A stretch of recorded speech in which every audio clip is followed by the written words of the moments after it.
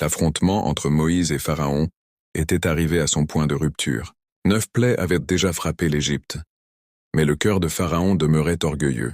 Le Nil avait saigné, le pays avait gémi sous les grenouilles et les ténèbres, le bétail était tombé, le ciel avait tonné, et malgré tout, Pharaon s'était endurci. Alors l'Éternel annonça le jugement ultime, celui qui atteindrait le cœur même de la nation. Dieu dit à Moïse, « J'enverrai encore une plaie sur Pharaon et sur l'Égypte. Après cela, il vous laissera aller d'ici, et lorsqu'il vous laissera aller, il vous chassera complètement. » Exode 11:1. Cet acte final ne se terminerait pas par une négociation, mais par l'expulsion désespérée d'Israël hors d'Égypte. Moïse, se tenant devant Pharaon, proclama la parole du Seigneur. « Vers le milieu de la nuit, je passerai au travers de l'Égypte, et tous les premiers-nés mourront dans le pays, depuis le premier-né de Pharaon assis sur son trône jusqu'au premier-né de la servante qui est derrière la meule, et jusqu'au premier-né des troupeaux. » Exode 11:4-5. Alors s'élèverait dans tout le pays un grand cri de douleur, semblable à nul autre. Mais parmi les enfants d'Israël, pas même un chien n'aboierait. Exode 11:6-7.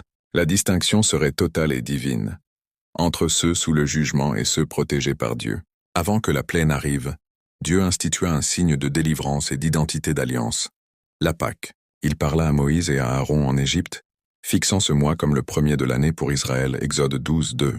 Le 10e jour, chaque famille devait prendre un agneau sans défaut, un mâle âgé d'1 an, et le garder jusqu'au 14e jour. Puis à la tombée du soir, l'agneau devait être immolé. Le sang en serait appliqué sur les 2 poteaux et le linteau de chaque maison.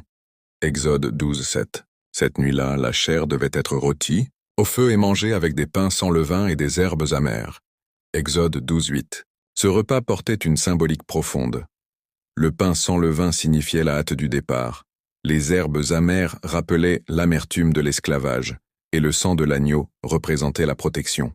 Car le Seigneur avait dit, « Le sang vous servira de signe sur les maisons où vous serez. Je verrai le sang, et je passerai par-dessus vous, et il n'y aura pas de plaie qui vous détruise quand je frapperai le pays d'Égypte. » Exode 12:13. Par cet acte de foi, les maisons d'Israël seraient épargnées du jugement. Les ordonnances de la Pâque furent données avec précision, non seulement pour cette nuit, mais pour toutes les générations. Ce jour sera pour vous un mémorial, et vous le célébrerez comme une fête en l'honneur de l'Éternel. De génération en génération, vous le célébrerez comme une institution perpétuelle. Exode 12:14. Pendant 7 jours, ils devaient manger du pain sans levain et ôter toute trace de levain de leur maison, car le levain représentait la corruption qu'il fallait bannir d'un peuple racheté. Exode 12:15.